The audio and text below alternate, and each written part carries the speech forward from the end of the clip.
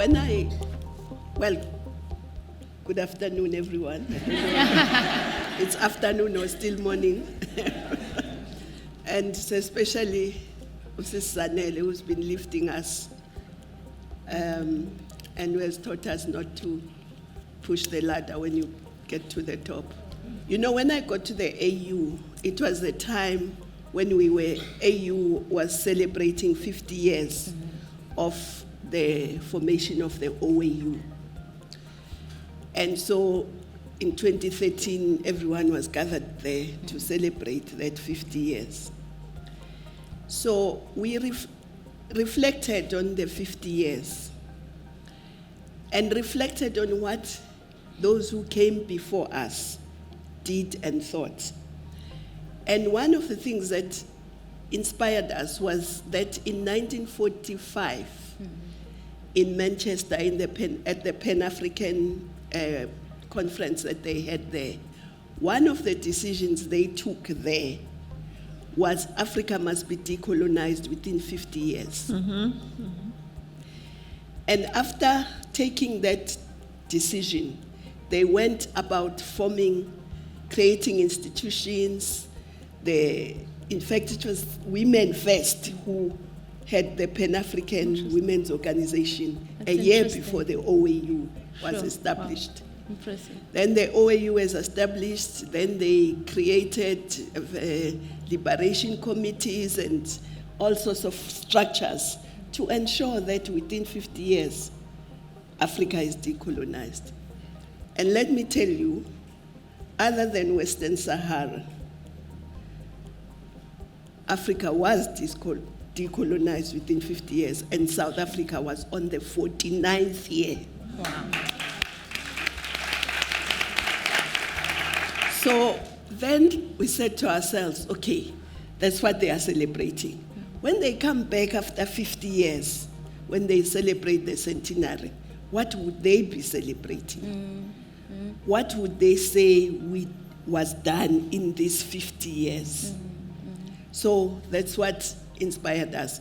And actually, they didn't want it at the beginning because they said the norm is to, when you come as the chair, you come for 4 years, you have a 4-year strategic plan.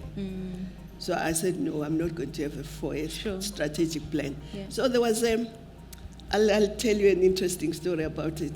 There was a very robust debate. They were saying, no, we don't understand this thing. We won't be alive in 50 years. Why are we talking about 50 years? So then the foreign ministers decided that I must organize a retreat for them to come and discuss this thing. So we organized a retreat. They came, and they said, you must then explain clearly to us this. So I had a speech that was done by the organization. I looked at it, I said, no, this won't cut it. Then I called Phoebe, but Giteru was with me there. I said, we're not going to sleep, we have to do another speech. We did. At midnight, we finished, we looked at it, and I still said no. And she was frustrated and saying, but we've done it together, what more do you want? I don't know what. Eventually, we came with the idea of writing a letter from the future. Okay, wow. That's impressive. Then we said from midnight to 6 in the morning, writing that letter.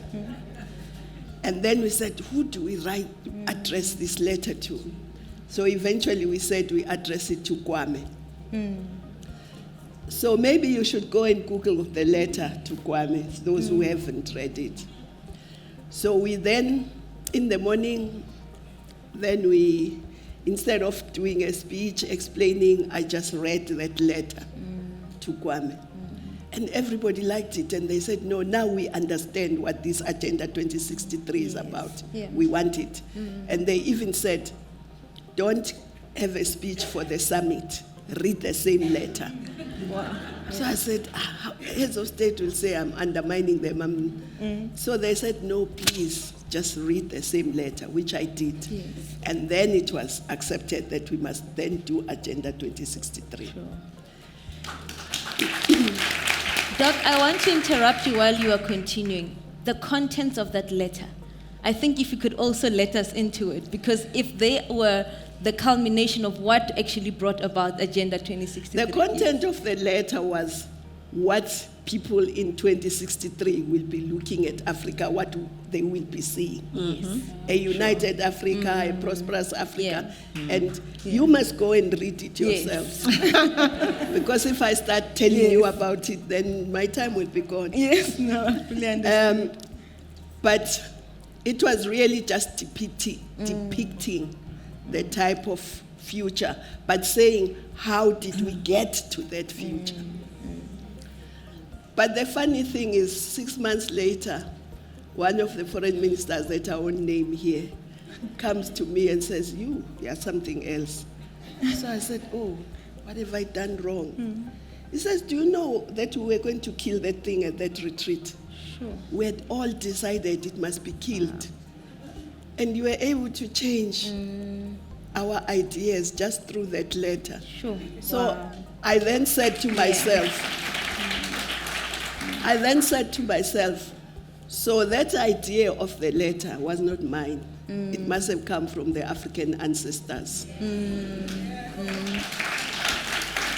Because they must have known that the foreign ministers are coming to kill it.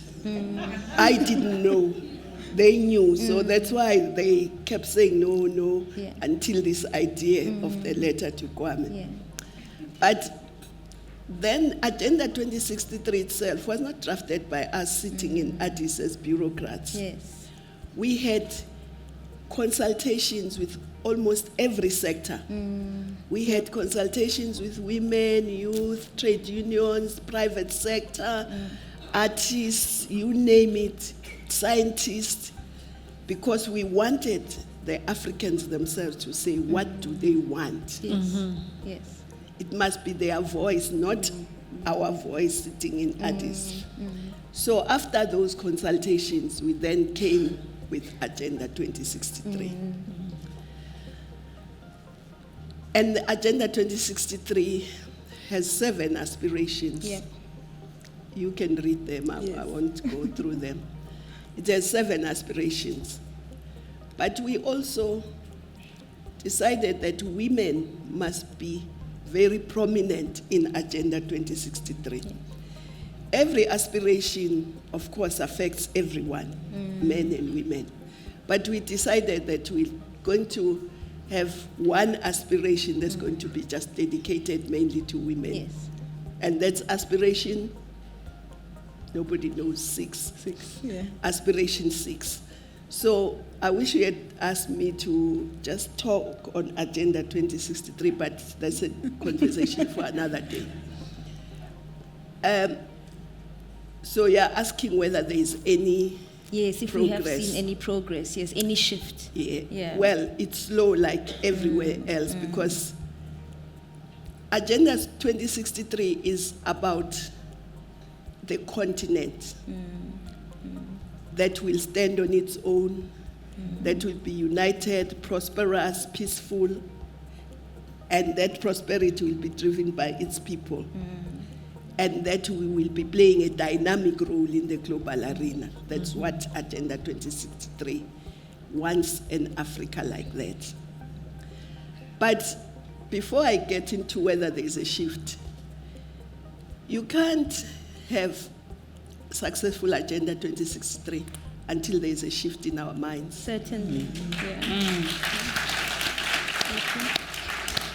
Steve Biko, which is where I started my real activism in Black consciousness, once said, the most powerful weapon in the hands of the oppressor is the mind of the oppressed. So true. So we have to decolonize our minds if we are to have this prosperous continent. President Bay You remember, he didn't say I'm a South African. Yes. He said I'm an African. Until we think of ourselves as Africans, living in South Africa, living in Lagos, living in Accra. As long as we think we are South Africans, we'll never achieve Agenda 2063. So from now on, we should say we are Africans. Yes. Then I live in Joburg, I live wherever, but I'm an African. Yes. Because also, we are so interdependent that there can be no island of prosperity in a sea of poverty. So Africa must move together. That's what Agenda 2063 says. Certainly. But it also says we must deal with the paradox of Africa, which is a rich Africa and poor Africans. We have everything on our continent that other people are using to prosper. But now we send it to them. Yes. And we send the jobs with it. We send the raw minerals. When you send raw minerals, you are sending high-level jobs. You are exporting those jobs instead of creating them in your own country. You are also exporting revenue. Because by that time, that thing comes as a finished goods. It's probably 10 times or even more. Sometimes you can't even afford it. So I think that is beginning. It's not yet, we're not yet there, but people are beginning to say, let's really do that. Our natural resources, let's process them here. But also, why does Africa, which has 60% of the global arable land available, global, 60% is on our continent, but we spent more than $50 billion importing food. That's disgraceful. Yeah, it is. So the mindset must change. We must consume what we produce. Yes, certainly. And produce what we consume. Yes. Because who will respect a continent that can't even feed itself? Nobody. Instead of looking for aid and crying when they take it away. Yeah. Certainly. Yeah. We should be saying, let's use what we have and create a continent that is prosperous, and it's possible. Yes. But it's not possible for the continent to prosper if women don't prosper. Certainly. So women must be part of that prosperity. And we start there. We talk about rural areas. Yes. And agriculture. 70% of people who work in agriculture on this continent are women. Yes. But they don't own land. So that must change. In one of the countries, men and women used to work, but women mainly on the land. But when the man is tired of you, He chases get you. rid of you, the land stays with him, and you go with nothing. Yep. When they changed that law and said, if you chase the women away, you divorce, half the land goes to the women, half stays with you. The attitudes of men towards women changed.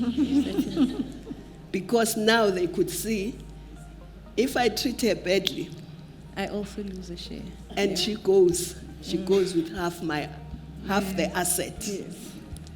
Because sometimes they treat us badly because they think we own nothing, we're just dependent on them. Yeah. So giving women land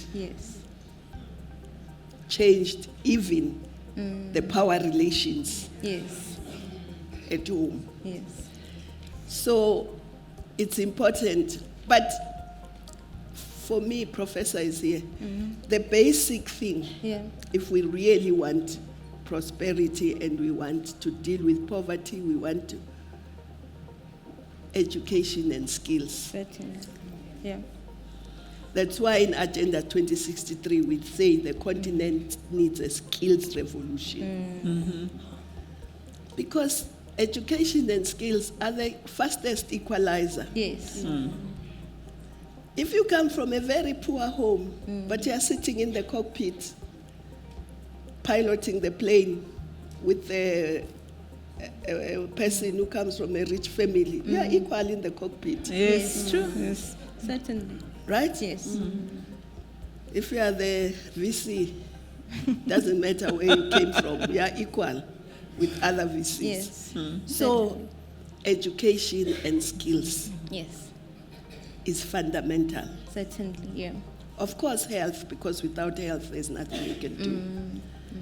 So, Agenda 2063 looks at that. It looks at beneficiating our own minerals. But one of the things we said, we must trade amongst ourselves. Yes. If you were to ask South Africa, who's your biggest trading partner? Let's say They won't China. name an Yes. African country. Yeah. Certainly. It would be across the seas. So, Agenda 2060 says we must trade amongst ourselves. That's right. Yes, we can trade with the world. We're not saying we shouldn't, but let's trade amongst Yes. ourselves. Yes. And that's why we then said we must have a continental free trade. Yes. Agreement. And that's progress because it was, I remember we launched the negotiations here in South Africa at the AU summit in Yes. 2015. Yes. And we said by 2017 we must be done with the negotiations. And they said, oh, she's so naive. Trade negotiations take a long time. You think you can finish by 2017? We said, no, it's not God who says it must take a long time, it's us. Yeah. So if we take long, we can also make it short. Yes. And fortunately, by 2018, they were signing the agreement. Now, 49 or even 50 countries have Yes. assented ratified, to it. yes. So we now need, now needs implementation. They are looking at payment systems Yes. because why should we always be paying through a dollar? A dollar. Must change your rand to a dollar. Then it gets to the other side. They must change the dollar to their currency. And in the process, you're also losing money. Yes. Yeah. So they are doing quite a lot of things now to Yes. implement that. Yes. But also, there was a decision that we must have what is called interoperability in Yes. terms of payment, where you can pay Nigerian, Kenya, you can pay so Ghana and Nigeria are almost there. But we must all get our governors of reserve banks to buy into that so that we can then trade and pay for whatever easily. So That's the basis of what Agenda 2063 wants. Yes. But it also says we must have world-class infrastructure. Because if you don't, how can you have trade amongst yourselves if you don't manufacture? Yes. 33 countries on this continent still experience electricity outages, including ours. Yes. So we have to ensure that energy infrastructure is there, Yes. and we produce energy, which is the lifeblood for companies to run. Yes, for productivity. Besides homes, Yes. companies. So infrastructure. But once you have manufactured, Yes. how does a good from here go to Senegal Yeah. if you don't have infrastructure that connects us? Yes. Yeah. So we need road, we need rail, Yes. we need freight. sea, Yeah. we need air Yes. to connect ourselves. Yes. And also, the Agenda 2063 says we must look at the ocean as an economy. as a huge economic frontier. Africa has five seas. 5. 2 oceans, the Indian and the Atlantic. No, 3, and the Antarctic. And the Antarctic as well. 3. And then the Mediterranean and the Red Sea. But how much activity in these seas is by us? Yes. You can fly up and you'll see lots of boats, but they are not ours. Yes. But 90% of our goods that leave our countries are transported through the maritime highways. Yes. And those that come in through the maritime highways, but who are not there. So, Doc, I'm going to interject you there, and just to allow the audience as well to set context to say, we needed to understand where we came from and some of these developments so that it allows us as well to think from where we are today, how do we then continue to forge the path going forward? It's interesting how what you have mentioned. The other day I was just reflecting on the statistics, Doc, to say South Africa in the continent, we're one of the most industrialized countries, but when we look at our unemployment rate, we sit in the top tier of unemployment. And you look at our other African countries, whom we would consider they're not as industrialized as much, but somehow the SMME sector absorbs so much of their employment. So those are some of the things that we need to start thinking to say, how do we exchange that learning and that knowledge to make sure that collectively, that interdependence and collectively, we grow together as a continent. But having raised the points that you've raised, Doc, and the pillars that it has framed for us for this discussion, I want to bring it to Sis Zipporah to say from an advocacy perspective, NEPAD at the helm of social compacting, if you can just let us into some of the work that is being done from an advocacy perspective, but also including multiple players. I know the Auditor General spoke about that as well, the importance of making sure that we forge alliances. Maybe if you can just let us into some of the work that NEPAD is doing as well to help drive what Dr. Nkosazana has set the context for us. Okay. Thank you, and greetings, Mrs. Mbeki and distinguished guests. And I'm with the AU at the moment, and we are hard at work with the implementation of Agenda 2063. And thanks to Dr. Nkosazana Dlamani-Zuma for all the work, really setting the vision for the development of this continent. That's what Agenda 2063 is. And we are now in the second 10-year implementation phase of this strategy. It was, as Doctor was saying, it was formulated in 2013. We are now in 2025, meaning that we have completed the first 10 years. So I would like to invite you to visit our website. We have a dashboard that is live, digital, that shows how each and every country in the continent is performing against the aspirations and the goals of Agenda 2063. It's a very dynamic dashboard. It will tell you when it comes to women, this is how Angola is performing. When it comes to the blue ocean economy, this is how South Africa is performing.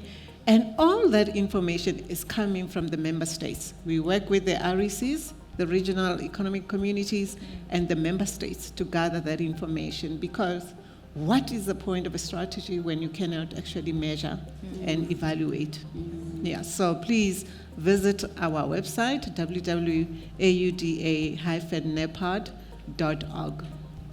But I'm also very excited with the connection of today between African Union Development Agency and NEPAD and the Thabo Mbeki Foundation. I think it was in 2001, Doctor, when NEPAD was formulated.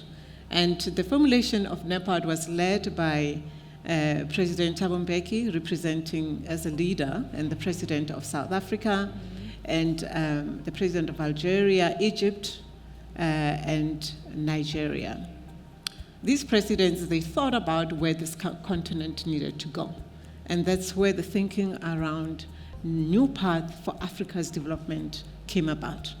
And they started the work, and then the other countries in the continent joined. But it was these 5 states that actually started the thinking about a specific development path for our continent.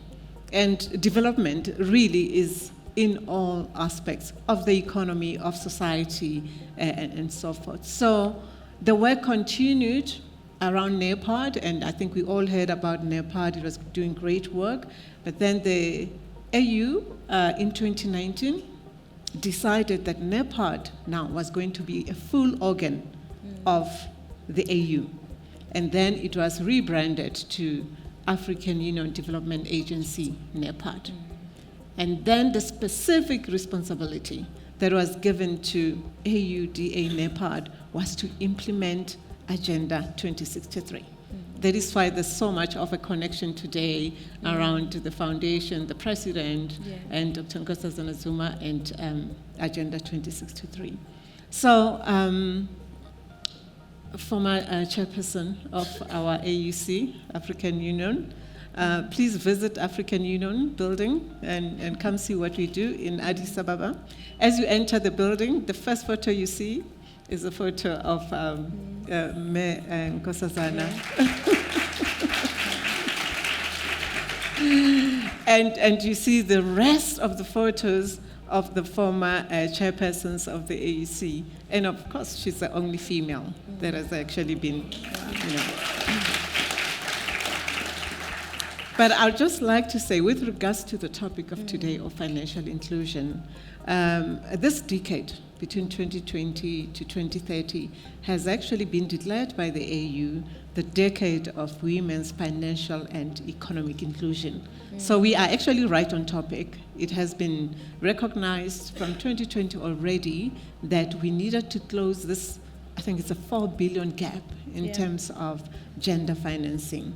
So right now we really are, shoulders to the wheel. We have very specific programs inside AUDA NEPAD that are really geared to breathing life into Agenda 2063. And I'll talk about one program, just to be specific now and on the ground. We have a program called SIFA, Skills Initiative for Africa's Development. Skills Initiatives for Africa. It's an initiative. And within SIFA, we actually raise funds and enable different NGOs and women who are working in communities.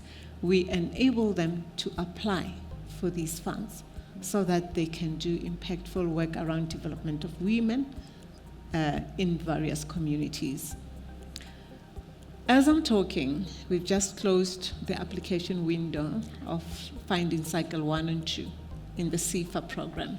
And we've had over 1,000 women across the continent apply for funding so that they can acquire skills and do projects in agriculture, projects in climate change mitigation, and projects that really enable them to become economic players. So those are the kind of things that we do, where we really we mobilize resource, we bring in funding, and then we work with activists on the ground to ensure that women are having at least access to funding to can actually be able to empower themselves to be participants in the economies of their country. Thank you so much, Zipporah. That's really helpful, because I think it's always good to draw it back to context to say, how can women actually tap into those opportunities that are available? I want to take it even to a much more closer, or if I can say micro level, with the National Treasury. Usisnoto was here last year, gave a keynote address, at the National Treasury, they speak about a lot of initiatives, and we know that they are responsible for our fiscal policy. So I would like her to weigh in on this topic to say what is National Treasury doing as well, given the global context that, or the continental context of policy that we've spoken about, some of these initiatives, but what is National Treasury doing, and how do we bring in as well more women's participation and inclusion in the whole narrative of financial inclusion? Thank you, Dr. Paulina. Good afternoon, delegates. What I'd like to say, I would not necessarily speak on behalf of then the National Treasury, but I would like to reference it as government, because financial inclusion is a collective effort. It can never be the National Treasury alone. Certainly. But I'd like to frame my response on 3 key pillars, and I think that is what I've learned, I would say, since I've started working in the development finance space, and that is that there are 3 things that you always need to have at the back of your mind, and one of them is intentionality, sensitivity, as well as accountability. And you will see as I go with my talk today why I'm thinking those are 3 things that are quite important for any development finance practitioner. The first one that came to mind as I was preparing my talk for today was the fact that I sat and I reflected on our recent State of the Nation address. I'm not going to say how old I am. And I started tracing back and I was thinking, but I don't see anything really quite strong on financial inclusion that is being said in our State of the Nation addresses. Then I just decided to then, you sit and then you give it a break. But then I then sat again and say, maybe let me go back in history and see what has been happening around development finance in South Africa. And then I came across President Thabo Mbeki's State of the Nation address, which was in 2004, where he actually started alluding to the fact of South Africa's dual economy. And then there, he actually acknowledges that the post-apartheid economy is leaving a significant portion of our people behind. And he actually also then alludes to the fact that this will, in the long term, have serious implications for our social economic policy as well as development microfinance. And for me, that actually then frames the context, because if you then look at where we are now in terms of our financial inclusion stats, we use what we call the FinScope surveys. I'm going to just give you a few figures around township and rural women financial inclusion.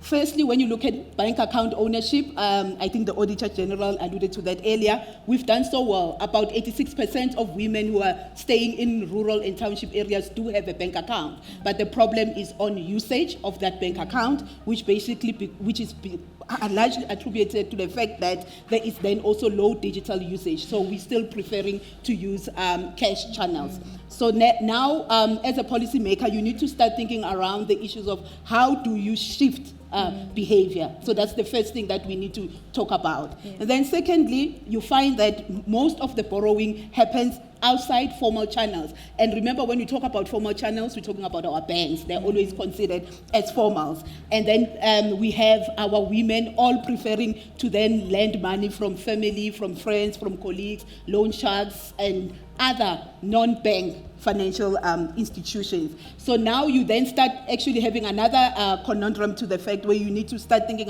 around how do you then empower non-banks financial institutions to play a bigger role in South Africa's economy, which was alluded to by the President, which says you're dealing with 2 economies. Then informal savings, you go there, it continues to dominate. So at least it's there. It's not saying that we are not saving. Yeah. Women are saving, but they've decided we're choosing our own channels in terms of how we're going to save. And one statistics that then troubled me a bit is the one around insurance penetration. Despite having a high take-up of funeral insurance that we know that our women actually in townships and rural areas, most of us have subscribed to burial societies, and we do have funeral policies. you find that women do not have property insurance. You have about 27 to 30% of women in townships and rural areas owning a home or actually paying off a home, but they do not have property insurance. And that, for me, is problematic. And it becomes problematic in the fact that if you look at how our townships are set up and our rurals, most of our women prefer to run their businesses from their own homes. So because then this enables them to use their assets, such as, your kitchen, you can use it to cook, and then you also can run your own micro-enterprise in your own home while you are taking care of kids and elderly people in the house.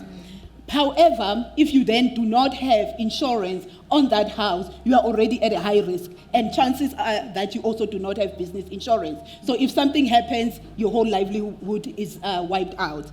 Secondly, when you look at the spatial factors in South Africa, what you see is that most of our townships are then also built on flood-prone areas. And we know what has been happening now, catastrophic weather events. We have been having storms, floods, and they are due to climate change. These are all becoming more and more prominent and more common. What does that say? What happens when then houses are flooded? What happens to the livelihoods of the people who stay there?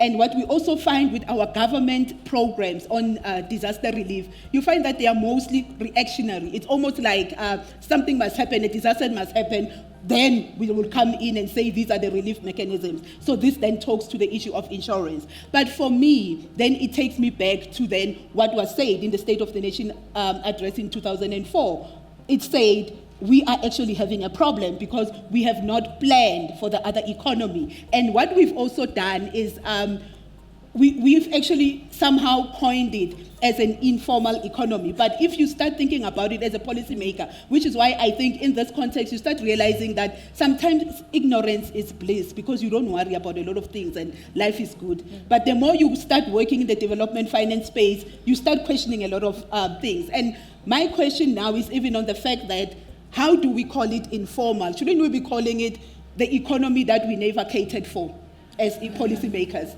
Because you can't say people are saving but informally. What does that mean? Why are you calling it informal? And then the other one, the sophisticated one, the capitalist one, is formal. Then people continue to go into informal channels. I think maybe we must actually acknowledge, that's why I said accountability on our side. We must say this is the economy that we never catered for and we don't want to cater for. And we're actually not prepared to cater for in the next 21 years, I would say.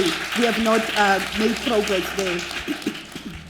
So with regards then to policy reforms, I am going to use government holistically. There has been a bit of movement which is slow, very slow. Everybody has alluded to how slow progress has been. We have the financial inclusion policy, which I spoke about last year, luckily, but where we are now, we are in the strategy development phase. I have invited a couple of institutions where we are now looking at how we're going to basically operationalize the financial inclusion policy of the country, because the document as it is, it's a vision document, it doesn't say anything. And I always say to all my stakeholders, this is the most important stage, because as much as you have the big policy vision, you need to now influence the strategy. Because if you go back in history and you see that you have not been moving, you can't have a strategy again which is still going the other way, because then you have wasted time. So it is very important that in the strategy development phase, we have stakeholders that are really intentional and that are really sensitive to the context that we come from. Another thing Zipporah has just mentioned now, it's also around evaluation, M&E. That's what we want to do with the financial inclusion policy as well. So you have a strategy and a monitoring and evaluation framework, because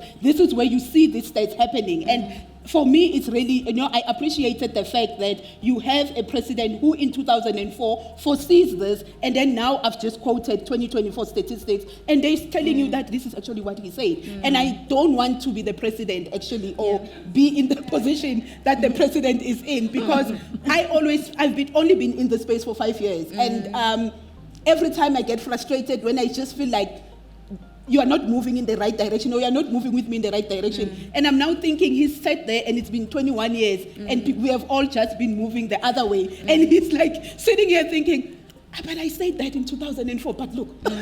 So it's the most frustrating position to be in as an individual, I must say. So we also have the Department of Small Business Development has also worked on an SMME and cooperatives funding policy, which is also, when you look at some of the initiatives there, they are also aimed at unlocking, access to finance for small businesses as well as cooperatives. We have recently merged 3 institutions. We have merged the Small Enterprise Development Agency, Small Enterprise Finance Agency, as well as the Cooperative Banks Development Agency into what we call the SEDFA, which is now called the Small Enterprise Development and Finance Agency. So which basically then says that you need a one-stop shop where where SMMEs go when they need assistance. And then on the township and rural economy side, there's work that has started at the Department of Small Business Development around having a policy on township and rural economy. And that is, so we want to revitalize this, so which then talks to what we are doing today. But when I spoke to the lady at the Department of Small Business Development, I also asked her, so your policy, is it intentional about women? Then she was like, yeah, we're going to bring it in now. Because, it's those little things where I say you need to account to some of the things. And I would also then take it back also then to the financial inclusion policy. If you look at it, you will not see a gender element to it. You will not see a what you would call a microfinance. Because then when you look at it, you then start realizing that, there was the intentionality factor at that point when it was then also drafted. So now this is the kind of environment then that one needs to take into cognizance. But there has been movement a little bit. We have set up a structure which is looking at developing a movable assets collateral registry for South Africa, led by the Department of Social Development. Small Business Development, and I also sit in this committee.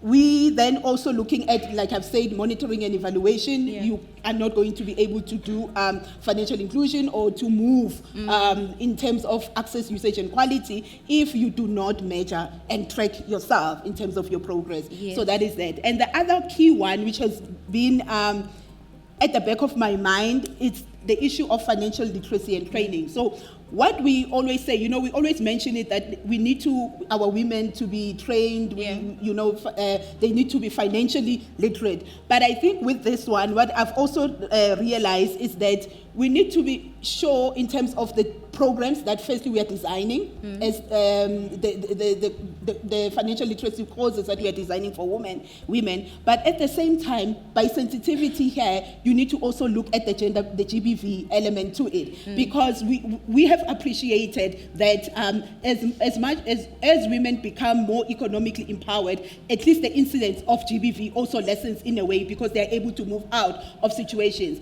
But we also need to also flip the side of the coin and then also say, but are we then equipping our men to live with financially empowered women? So that is the other thing, because then we do not want a situation whereby we have only families that are run by women, because our men just cannot comprehend our power, because we are now trading in the stock exchange, and we are all we all have these properties everywhere. So Sis Nondo, pardon me, I'm going to interject you. So I allowed my panelists to be quite thorough, because the topic of policy and all these legislative frameworks is very comprehensive. So I just allowed the whole scope so that we can have the full understanding. But I'm going to be a bit controversial to an extent.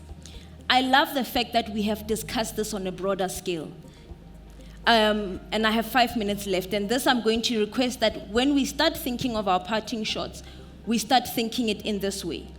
The one thing that we learn, and Prof. Nkabula will attest to this, in any form of research, if we are going to do some form of a dent, the biggest question we must answer is, so what? A lot of people sit in these forums, we gather, and we have this big picture thinking. But it is important for us to always remember, how do we best try and close it down and narrow it, so that when we start thinking of actionable elements or recommendations, if we are to do it from an academic perspective, it's something that we can start moving a dent on. So I just want my panelists just to reflect while I just make this context to say, having said all this that we've said, if we are to leave with some form of a thought piece or a policy paper or an action piece from this panel, where do we start? And what are some of the pillars that we can look into? I'll give you an example. there's some research that has been done on financial inclusion on women around saving patterns. How do we then start going into these townships to implement such a model, a pilot program to teach women about how to save? I was sharing an example earlier on about, I had a woman that I worked with that only at the age of pension, she realized that what saving means, because all along she understood a salary as a hand to mouth. So those are some of the things that, as much as we can argue access to finance, how do we then broaden the education around how do you use the little that you get to be able to expand and grow? So some of the research that has been done as well is to say we're going to have a panel discussion following this.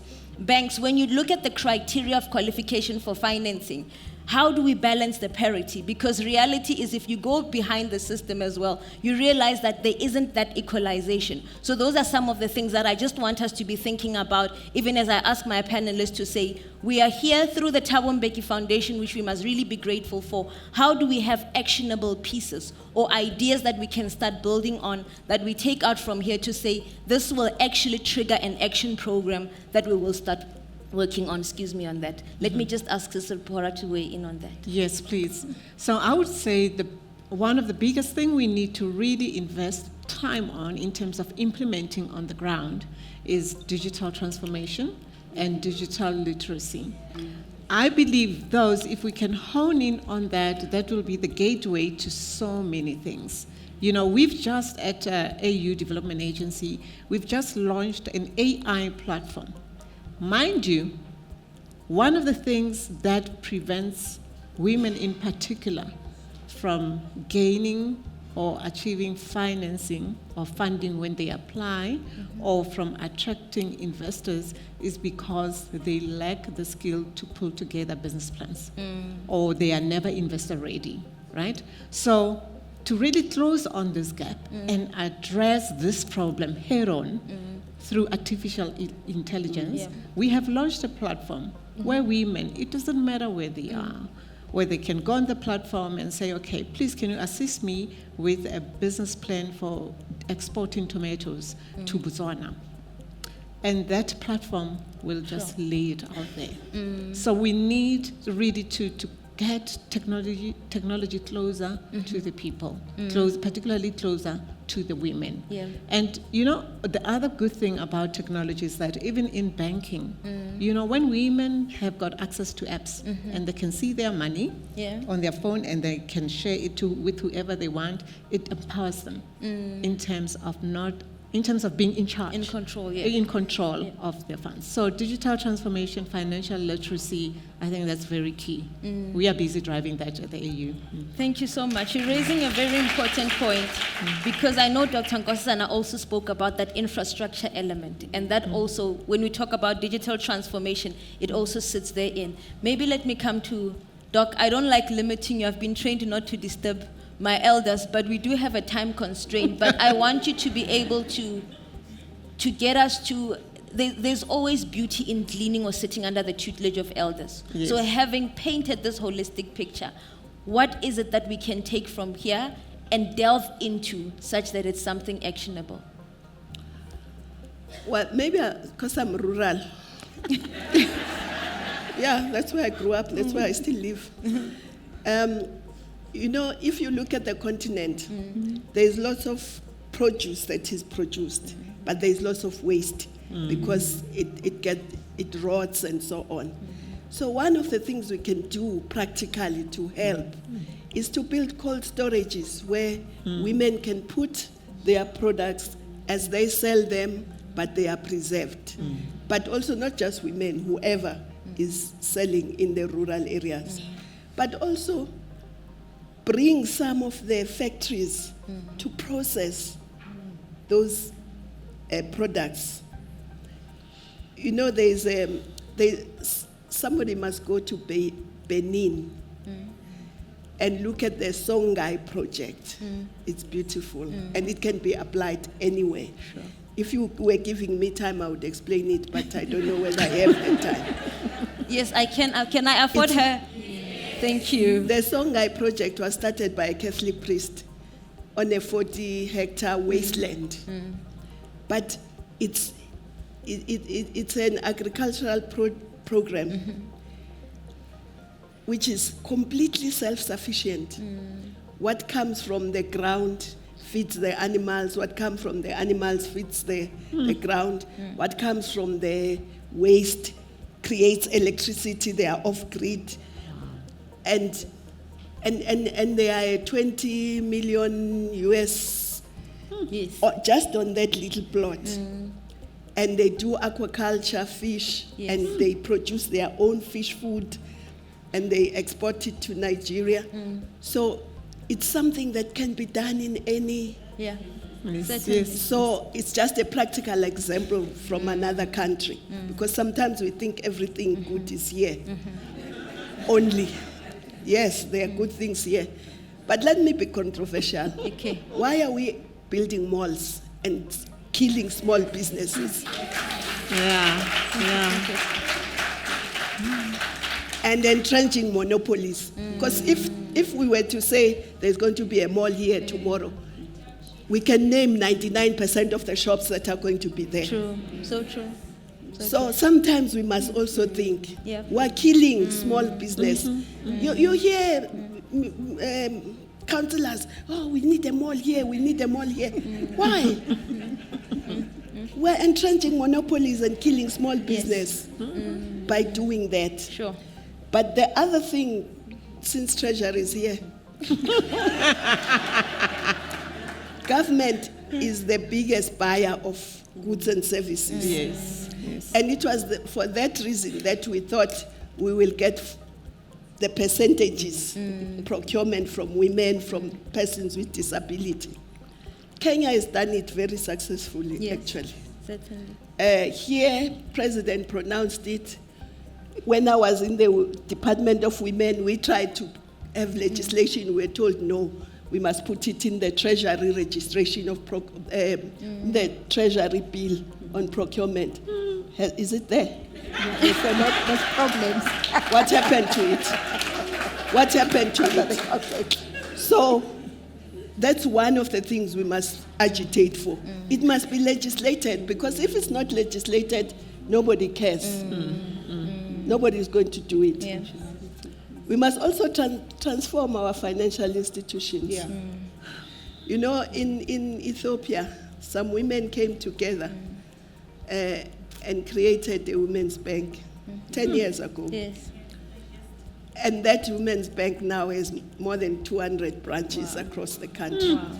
Wow. Because they were also trying to solve the problem. They have many banks there, but women don't always have immovable property as a collateral. So they were looking at other ways. So let's look at that. Sister Nella started. It can't end with her. Let's Certainly. have even a co-op bank. You know, the Kenyan co-op bank is in the stock exchange. Sure. Wow. But here, I don't know whether, I think it's our financial system. They are so anti. They want the monopoly of these few banks. So those are, we must still be activists and agitate and Certainly. and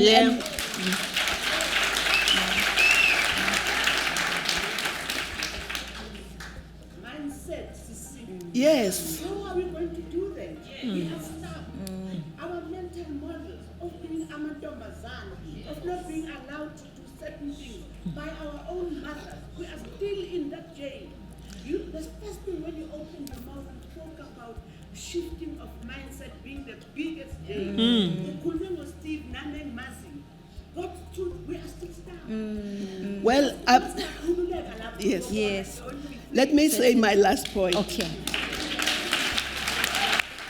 Well, maybe 1.5. 1.5 points. The program director was going to shoot me, but because it's you, Ma'am, I'm giving her a look. No, Okay. I think Yes. because we must tell our girls that they must go to school, they must have skills, and they mustn't live in toxic relations for a plate of food.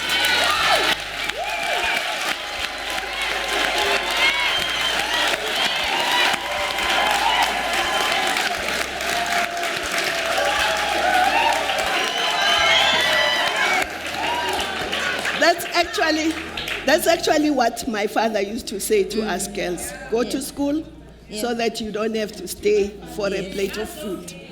So, and not say to girls they must persevere. Persevere what? For what? And then we cry when they come out as when they are killed. Okay.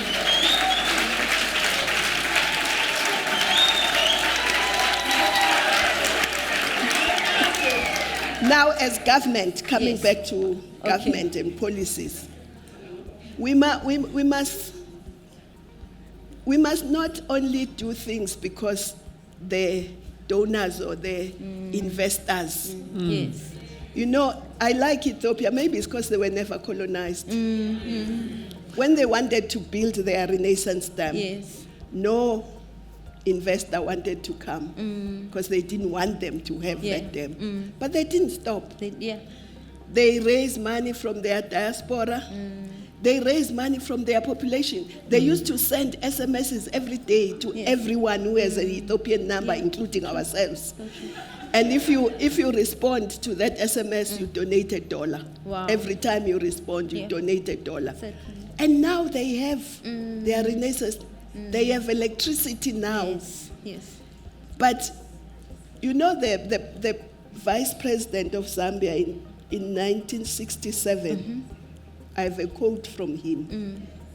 He says, if we don't handle our independence well, the investors, the colonizers will come back in the form of investors. Investors. Exactly. That's it. Exactly. That's it. And that's where we are now. Yes. Certainly. And we must get out of that. So true. Nobody's going to build this continent For us. except ourselves. Yeah. It's in our hands.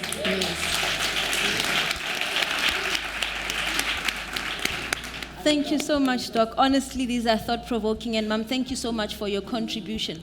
I think for me, which is something that I want to throw as well, putting it under the umbrella of the Thabo Mbeki Foundation, having worked under a lot of initiatives, it would be great to have a women's pilot program where we actually put together different sources of funds to be able to support entrepreneurship, education, so that we are able to grow and expand. And I'm saying this because I did my study in urban farming and technology adoption.